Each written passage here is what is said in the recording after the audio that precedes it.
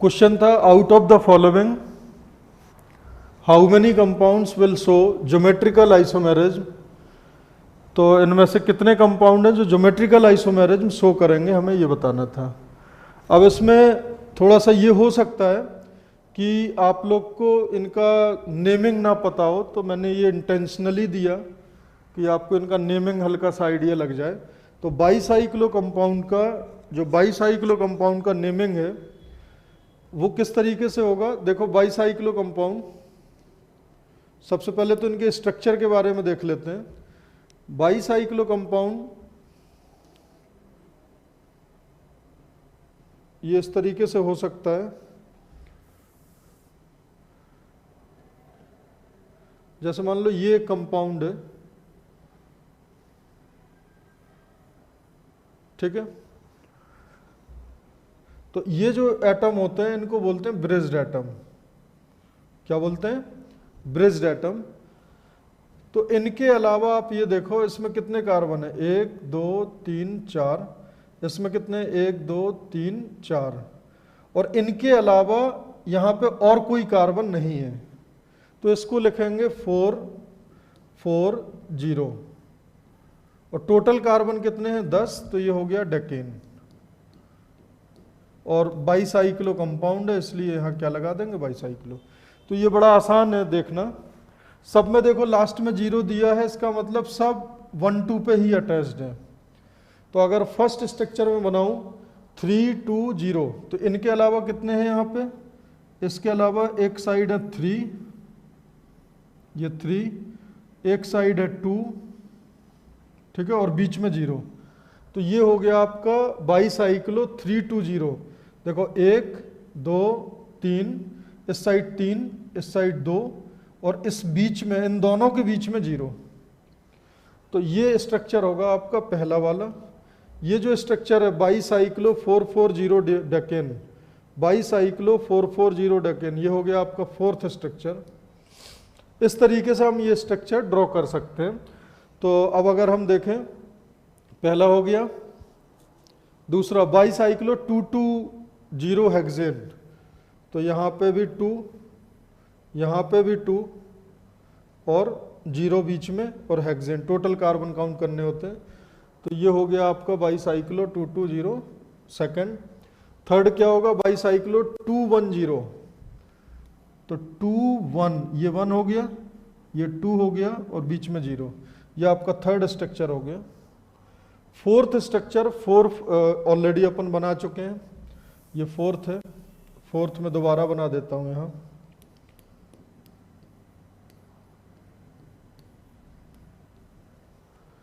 Fifth वाला 4 3 0। तो एक तरफ 3 कार्बन, ये हो गए, एक तरफ 4 carbon other than bridged atom और बीच में 0। ये हो गया फिफ्थ। सिक्स्थ क्या होगा, बाईसाइक्लो 110। तो ये ब्रिज्ड, यहाँ भी 1, यहाँ भी 1 और बीच में 0, ये सिक्स्थ। सेवेंथ क्या होगा, बाईसाइक्लो 3 3 0। यहाँ पे भी 3, इस साइड भी 3 और बीच में 0। और साइक्लो ऑक्टीन आपको मालूम ही है, 8 नंबर ये होगा, ये साइक्लो ऑक्टीन। और 9 होगा आपका साइक्लो पेंटीन। ये है आपके स्ट्रक्चर। तो बाईसाइक्लो कंपाउंड में जो बड़ी रिंग होती है वो पहले लिखेंगे, जैसे 4.3.0। इसका मतलब क्या है, अदर देन ब्रिज्ड एटम। एक रिंग में 4 कार्बन है, एक में 3 में है, एक 0 है। इस तरीके से अपन ये देख सकते हैं। अब अगर अपन देखें इसमें ज्योमेट्रिकल आइसोमेरिज्म, तो ज्योमेट्रिकल आइसोमेरिज्म अगर हम देखें किस किस में होगा, तो ये बड़ा इंटरेस्टिंग क्वेश्चन है। और ये क्वेश्चन डूएबल नहीं है, मतलब जस्ट अगर आपने ज्योमेट्रिकल आइसोमेरिज्म पढ़ा है उसके बाद अगर आप सोचो कि इस क्वेश्चन को आप सही कर दो, तो ये थोड़ा सा मुश्किल जाएगा, ठीक है। तो इसमें मेनली 2 कॉन्सेप्ट, 2 बातें मैं आपको समझाना चाह रहा हूँ इस क्वेश्चन के माध्यम से। 2 बातें कौन सी हैं, एक बात तो जो बुक होती है एक जेरी मार्स, उससे एक आर्टिकल मैंने लिया है, वो आर्टिकल मैं आपको पहले दिखाऊंगा।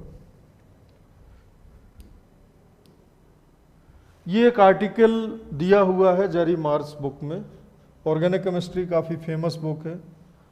इसमें क्या लिखा हुआ है कि geometrical isomerism cis trans isomerism for fused and bridged ring system.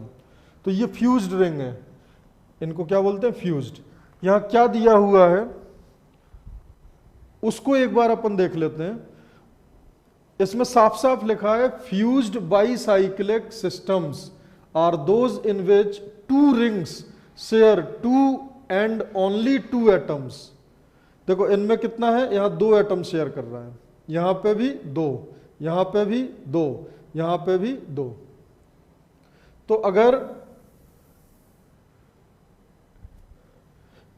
In such systems there is no new principle, the fusion में बी सिस और ट्रांस। वो क्या कह रहा है, इस तरीके का फ्यूजन सिस हो सकता है और ट्रांस हो सकता है, इस तरीके का फ्यूजन सिस हो सकता है और ट्रांस हो सकता है। As illustrated by cis and trans decalin. ये जो डेक्लीन होता है, ये जो आपका क्या होता है, डेक्लीन,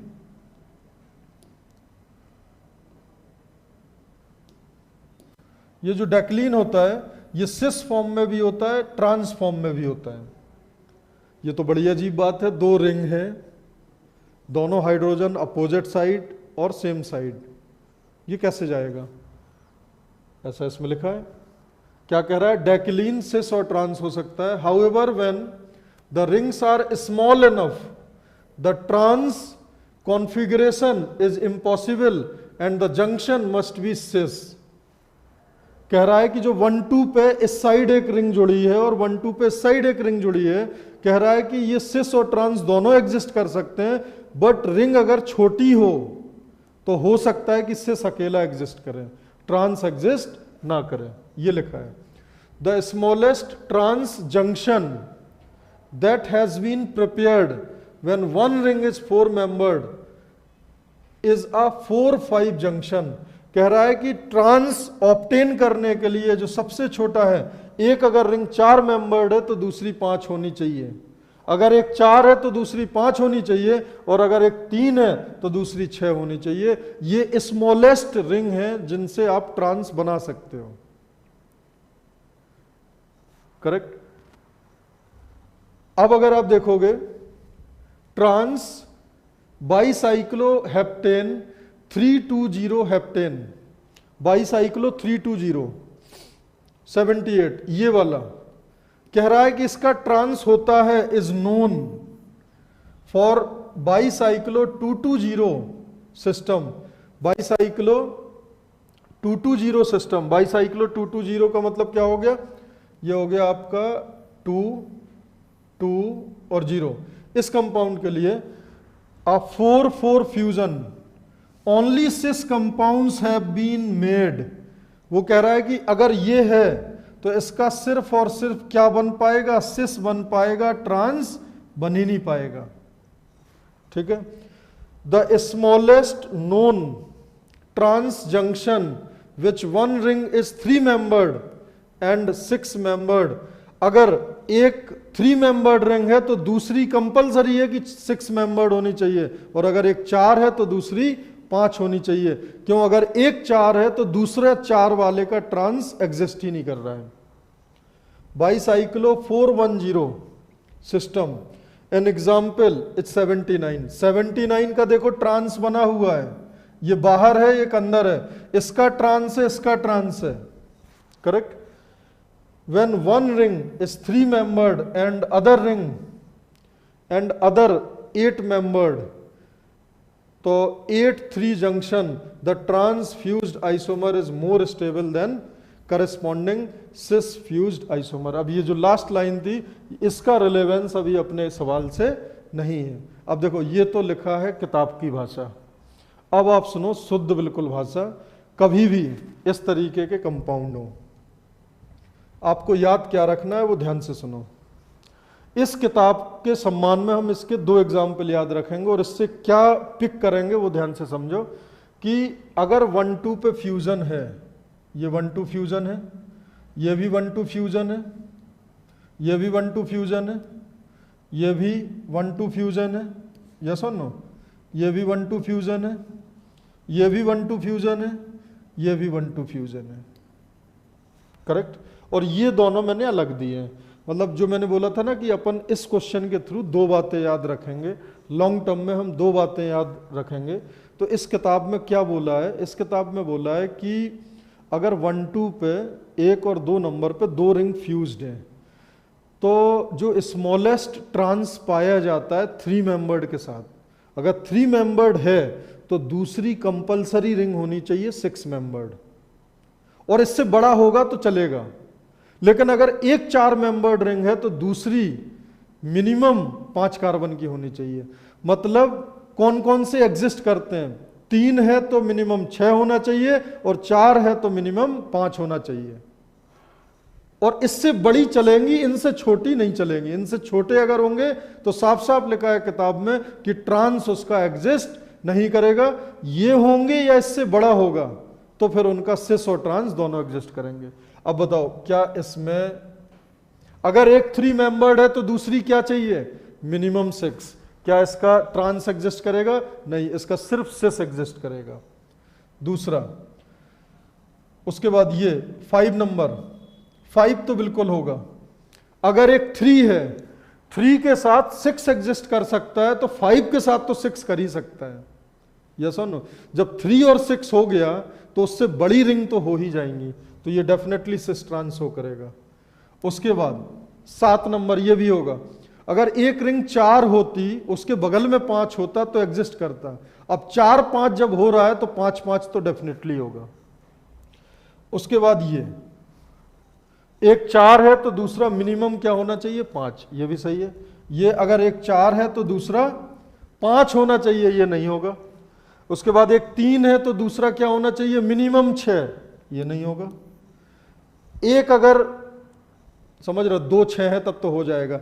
एक 3 है तो उसके बगल में 6 होना चाहिए, तो 3 6 अगर हो रहा है तो 4 6 5 6 6 6, ये तो हो गई होगा। अब देखो ओवरऑल 1-2 जंक्शन वाले सवालों में आपको क्या याद रखना है कि मिनिमम अगर एक रिंग 3 है तो बगल में 6 होना चाहिए, और अगर एक 4 है तो 5 होना चाहिए, 5 कार्बन का। इनसे बड़े कॉम्बिनेशंस तो सिस ट्रांस में एग्जिस्ट करेंगे। इनसे छोटे कॉम्बिनेशन, इनसे अगर जैसे 3 और 6 है तो फिर 3 और 5 एग्जिस्ट नहीं करेगा, 3 और 4 एग्जिस्ट नहीं करेगा, 3 और 3 एग्जिस्ट नहीं करेगा। लेकिन अगर 3 और 6 कर रहा है तो 4 और 6 तो हंसते हुए करेगा, 5 और 6 करेगा, 6 और 6 करेगा, 7 और 7 करेगा। तो होपफुली ये बात आप तक पहुंच गई होगी। दूसरी एक बहुत इंपॉर्टेंट पॉइंट होता है, जो इंपॉर्टेंट है वो क्या है,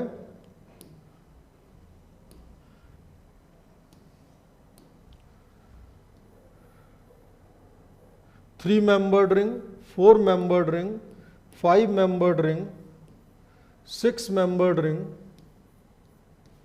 7 मेंबर्ड रिंग, 8 मेंबर्ड और 9 और 10 up to 7 membered, up to 7 membered cycloalkene will not show geometrical isomerism at double bond या cyclic double bond, cyclic double bond, because only cis form is known, trans is not known. मतलब इसका सिर्फ क्या होगा, ये cis form exist करेगा, इसका trans exist नहीं करेगा। कहां तक ये 7 मेंबर्ड रिंग तक। 7 मेंबर्ड रिंग तक सिर्फ सिस नोन है, ट्रांस नोन नहीं है। जबकि 8 मेंबर्ड में 7 ऑनवर्ड सिस और ट्रांस दोनों एग्जिस्ट करेंगे, ठीक है, दोनों एग्जिस्ट करेंगे, but cis will be more stable. तो अब देखो एक बढ़िया सा सवाल क्या ये यहां डबल बॉन्ड इस साइक्लोएल्कीन पे GI शो करेगा? नहीं। अब इसका सिस पाया जा रहा है, ट्रांस पाया ही नहीं जा रहा है, जिसका सिस है ट्रांस नहीं है, तो वो ज्योमेट्रिकल कहां से शो करेगा? तो ये नहीं करेगा, ये भी नहीं करेगा, ये नहीं करेगा, ये नहीं करेगा, ये नहीं करेगा, ये करेगा। करेक्ट। अब आप बोलोगे सर ये करेगा तो इसका ट्रांस कैसे होगा? तो बुक्स में इसका ट्रांस ऐसे बना रहता है,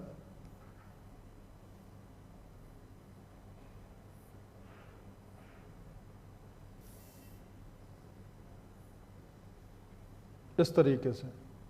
ये H ऐसे ऐसे 1 2 3 4 5 6 7 8, ये दोनों हाइड्रोजन अपोजिट हैं तो ये ट्रांस है, ये दोनों हाइड्रोजन सेम साइड हैं तो ये सिस है।